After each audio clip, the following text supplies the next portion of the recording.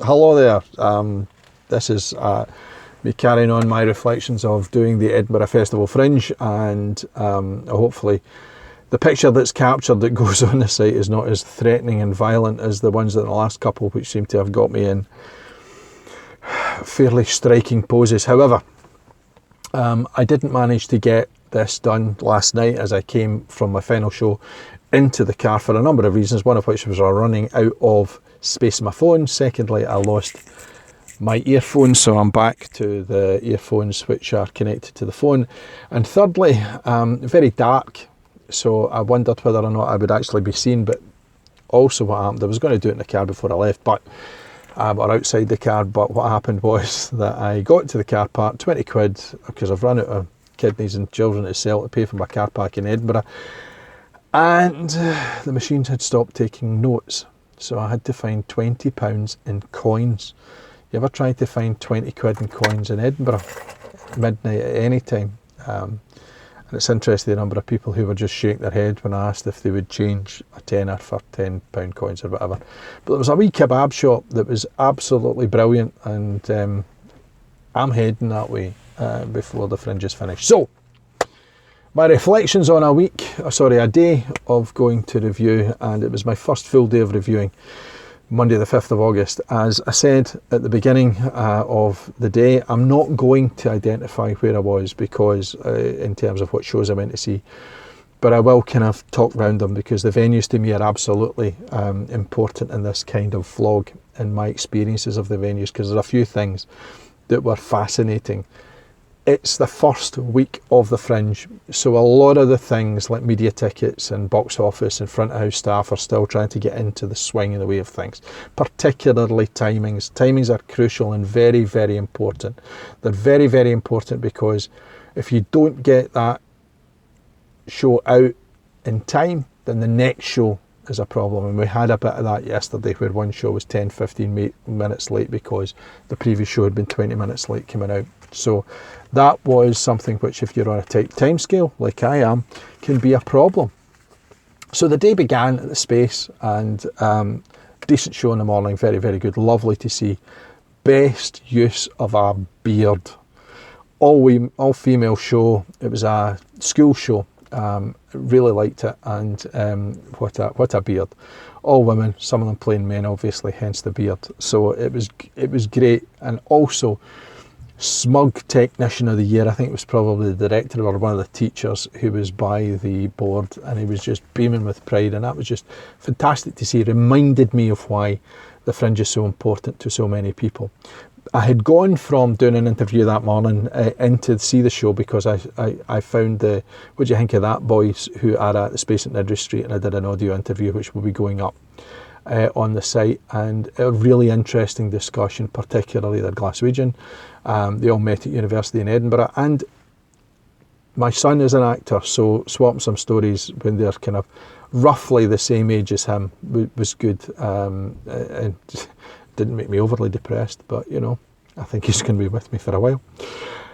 Then from there off to the Gilded Balloon TV, which was an interesting one, a social issue, but using comedy in order to get to it, which worked particularly well. I went to the Assembly, and that's where the box office became a bit of a problem, because I need to ask my supervisor now what's been happening, and it's really good, is that we're getting, as reviewers, the same email that people who buy tickets get, so you've got a booking reference, and that helped. By next week, every single person who is at our box office will be able to do, oh, you're a media press person, here it is, and da-da-da-da-da. I'd already had the issue with the Space saying to me, your ticket is booked, you can pay for it, and I went back, do reviewers pay? If you do, then, you know, if that's a policy, then let us know. But no, we don't pay, because 11 shows in one day would have cost me the best part of £150.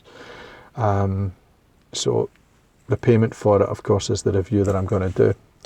Off to a new venue, Zoo Playground, and I really enjoyed the Zoo Playground. I saw not one, not two, but three. It's very unusual for me to stay there for any particular length of time, but Comedy Gold, again, front of house, not quite up with it. The very first show I went to see, the guy who was ushering us all in didn't quite get his words out right, so he left about 80% of the audience still standing outside, where the show was almost about to begin, when the guy behind me went, "Did he not say we have to follow him?" So he went to find out, and then his partner also went, she went, and yeah, how he got in there, and he suddenly realised, you know, that there was, that he didn't realise, rather, there was more than half the audience not there, is bizarre, because he'd taken the tickets. But, you know, that just makes me chuckle.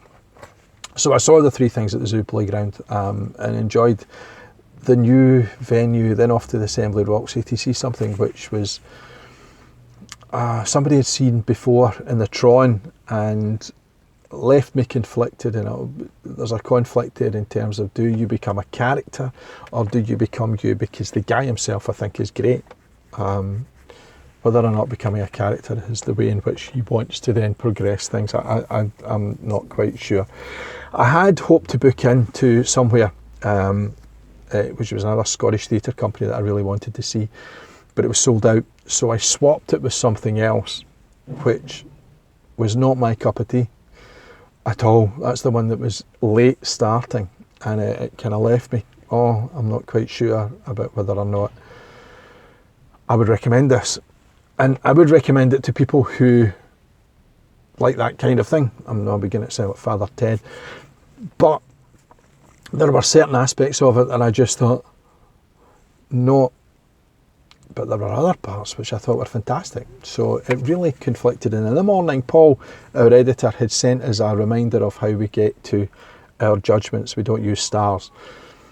And that was really apposite. It was absolutely bang on time for me, because a lot of benchmarking happened during the day. I started to think very critically and carefully about how I was going to give my judgments over, and this one really challenged me, and I was delighted that Paul had sent that in the morning, because it allowed me to think very carefully about what I would award it.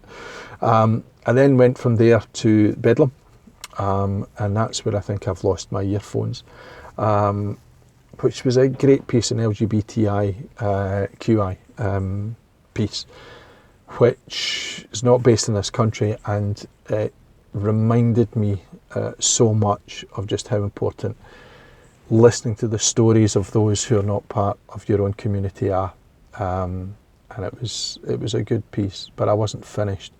I needed to go back to the Pleasance Courtyard, which I did. And all of the day, I would like to thank all the media people who helped get my tickets together, because it's a thankless task. And tomorrow, it being Wednesday the 7th, I'm back, and I'm starting with an audio interview, and we're going to meet up at Summer Hall, and then I'm going to do from there roundabout, and try and catch some of the ones that people want me to catch, because I know the people who are involved, and I've been reviewing them for a wee while and creating a relationship, and it's really important. So I'm looking forward to that, very much looking forward to tomorrow. So day one of reviewing, day two of me being at the Fringe, has been a success. My son was there yesterday with the Royal Conservatoire of Scotland's Transitions project. They have a day out. So I haven't caught up with him, because I think he went to see about 5 shows yesterday with them in tow. So it'll be interesting to see what he saw. And we always enjoy those kind of discussions. Often the arguments that then ensue. I think in all the time we've been at the Fringe, we've been at one show together. But we've shared shows, so we've been to quite a few shows that we've each seen. So, looking forward to tomorrow. Really hope it's going to be as good as Monday was. I need to go and make sure the reviews. Our deadline is 48 hours after you've seen something, must be up. So it means, as I sit, it is Tuesday. I am not going to be at a computer Wednesday. I'm going to be running about Edinburgh. So I really need to get these reviews done and get them up, in fairness to these exceptionally enthusiastic companies that I saw yesterday.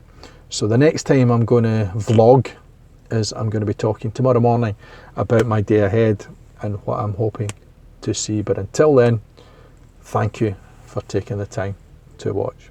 Bye for now.